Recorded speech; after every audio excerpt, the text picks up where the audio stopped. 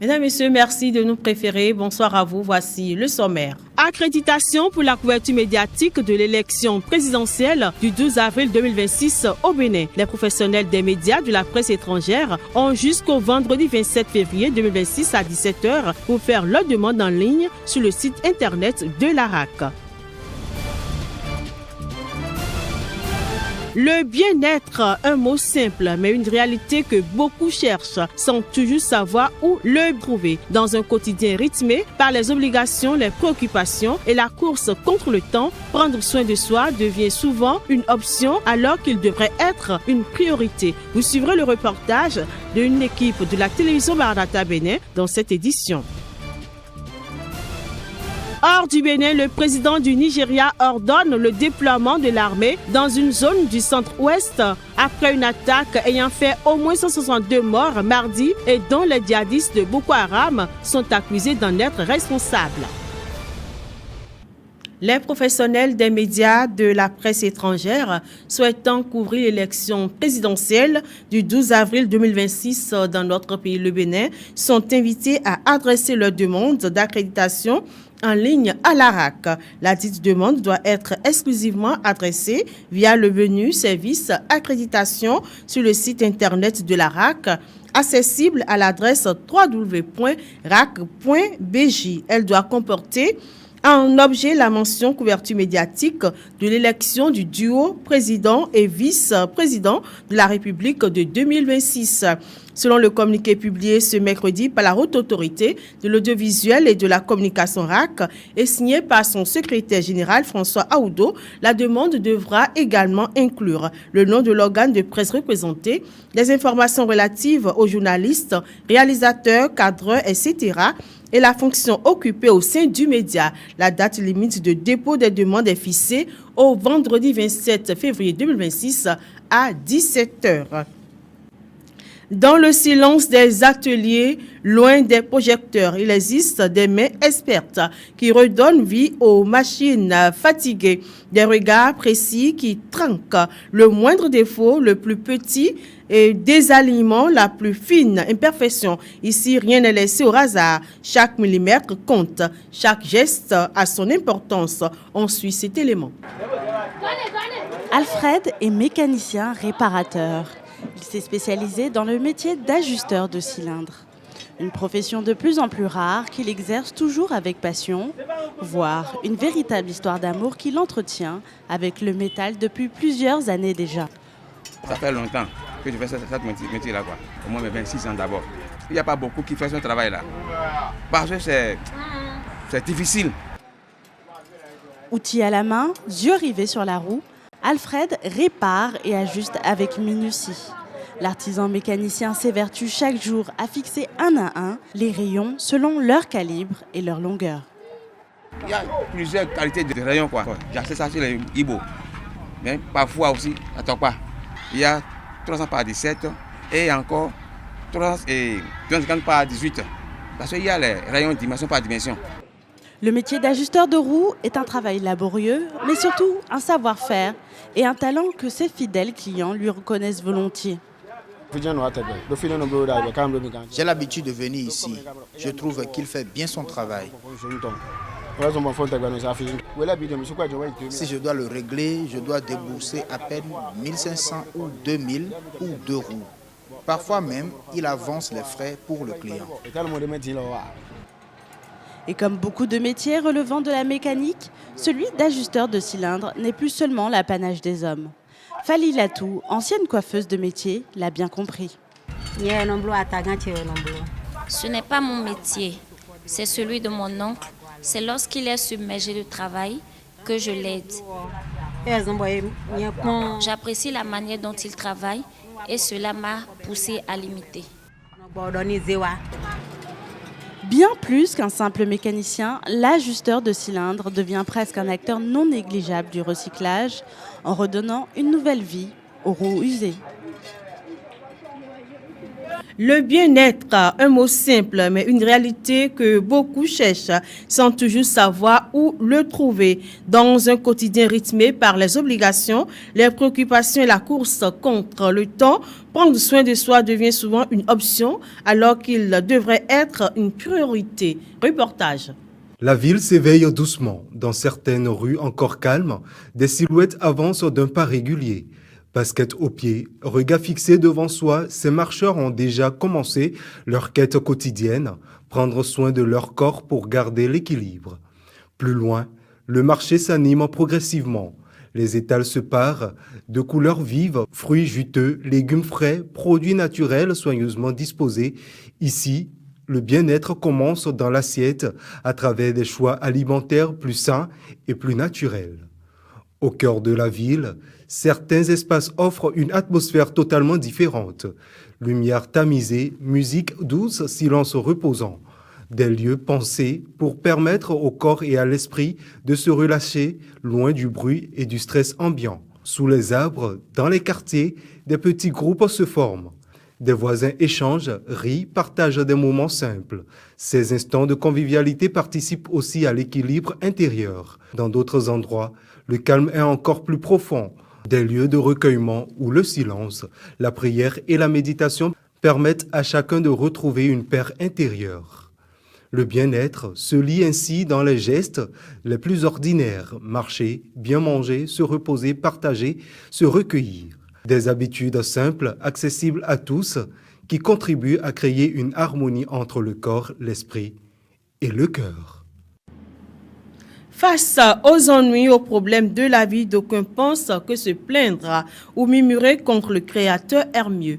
Mais ce faisant, leurs difficultés s'amplifient. Dans les Saintes Écritures, le Seigneur Jésus nous a laissé un modèle, celui de remercier Dieu face aux défis de la vie. Ce style de vie donne de bons résultats à qui l'adopte. Pour nous révéler comment lutter contre l'ingratitude à Dieu et sortir victorieux de tous nos ennuis, le révérend Nazaire Nkwalode exhorte. Les actions de grâce ou la reconnaissance à Dieu ou les remerciements à Dieu doivent être élevés vers le Seigneur parce qu'elles libèrent la puissance de Dieu. Dieu, il accomplit de grandes choses quand on lui montre de la reconnaissance. La reconnaissance, c'est un langage de foi.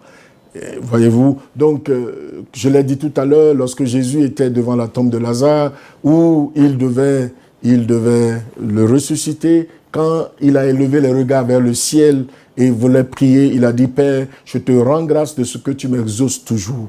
Il n'a pas exaucé encore pour ce cas-là, mais il lui a rendu grâce de ce qu'il a toujours été exaucé. Apprenons à remercier Dieu, à le remercier de ce qu'il est le Dieu qui exauce. Il est le Dieu qui nous a donné Jésus et tout ce que nous demandons au nom de Jésus, sa parole nous rassure que nous recevrons ces choses. Donc, la reconnaissance à Dieu, ça libère la puissance de Dieu. Lorsque Jésus l'a fait, nous avons vu ce qui s'est passé.